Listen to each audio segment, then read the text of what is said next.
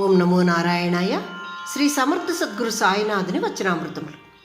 ఎవరైనా హృదయపూర్వకంగా అందించిన సహాయాన్ని విస్మరించవద్దు అంటున్నారు బాబా ఇక్కడ. ఎవరైనా మనస్ఫూర్తిగా వారి సహాయాన్ని అందించినచో దాన్ని అంగీకరించుము. ఈ హృదయపూర్వక సహాయము ఒక ప్రగతిశీల ఉద్యమం లాంటిది. మనకు ఎవరైనా సహాయము అందించడం వెనుక మన కళ్ళకు కానరాని మరి ఇంకెందరి సహాయమో దాని వెనుక దాగి ఉంటుంది. సహృదయుల యొక్క సహాయాన్ని తిరస్కరించుటచే దాంచే పొందబడు ఫలితాలు పొందుటకు అవకాశం ఉండదు. అటువంటి సహృదయులు సహాయం చేయుట అన్నది కాలం యొక్క బహుమతి. గర్విష్ఠులు మాత్రమే ఈ సహాయాన్ని నిర్లక్ష్యం చేసెదరు. గర్విష్ఠులు సహృదయుల సహాయాన్ని పట్టించుకొనక తిరస్కరింతురు. వినయముతో కూడిన వారు కృతజ్ఞతాపూర్వకంగా ఈ సహాయాన్ని స్వీకరింతురు అంటున్నారు బాబా ఇక్కడ. అంటే ఎవరైనా హృదయపూర్వకంగా మనకు సహాయం చేస్తాము అని వస్తే ఆ సహాయాన్ని స్వీకరించండి. దాని వెనుక ఎంతోమంది ఆ పనికి సహాయాని కోసము దాని వెనుక దాగి ఉంటారు.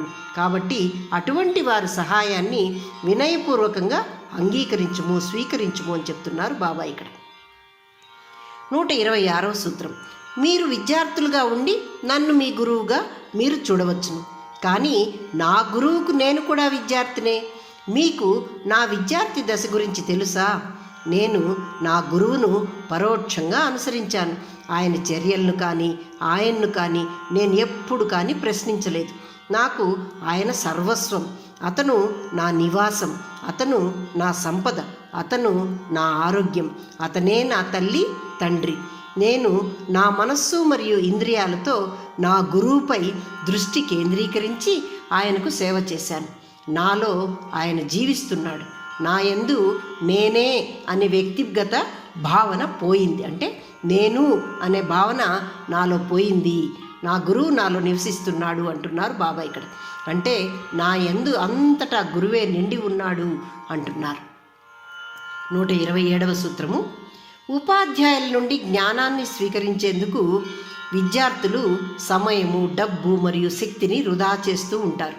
వారు ఉపాధ్యాయుని నాణ్యతను కూడా చర్చించి తీర్పు ఇవ్వగలరు. వారు ఉపాధ్యాయులను ఒకరితో ఒకరిని పోల్చి కూడా చూస్తారు. వారు వారి శిష్యరికం యొక్క గొప్పతనాన్ని గురించి, అంటే వారిని శిష్యుడి యొక్క గొప్పతనాన్ని గురించి విద్యార్థులు వారిని గురించి ఎక్కువగా చెప్పుకుంటూ ఉంటారు. వారు చాలా చదువుకున్నారని, వారికి చాలా తెలుసునని, వారు చాలా గ్రహించుకున్నారని ప్రస్తావిస్తూ ఉంటారు.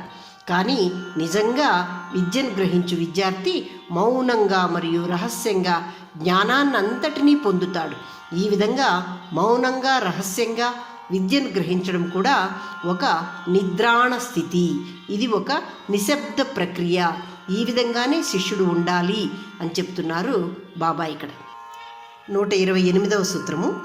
మన యొక్క మానసిక స్థితి గందరగోళములు లేక స్పష్టమగు వరకు మనం మనలో ఉన్న ప్రకాశాత్మక ఆత్మస్వరూపాన్ని దర్శింపజాలము. అంటే మన మనస్సు చెడు మంచి వికార భావాలతో కూడి ఉన్నప్పుడు మనం ఒక ఆలోచన ఆధారాన్ని అనుభవించజాలము. అంటే గందరగోళ మానసిక స్థితిలో మనం ఆత్మస్వరూపాన్ని దర్శింపజాలము అంటున్నాడు సాయి ఇక్కడ. ఇటువంటి మానసిక, భావోద్వేగ మరియు శారీరక సమతుల్యత, స్వచ్ఛత కోసము మనం కొన్ని అభ్యాసాలు చేయవలసి ఉంటుంది. ఇవన్నీ పొందడానికి, ఆ సమతుల్యతను పొందడానికి మనం కొన్ని అభ్యాసాలు చేయాలి.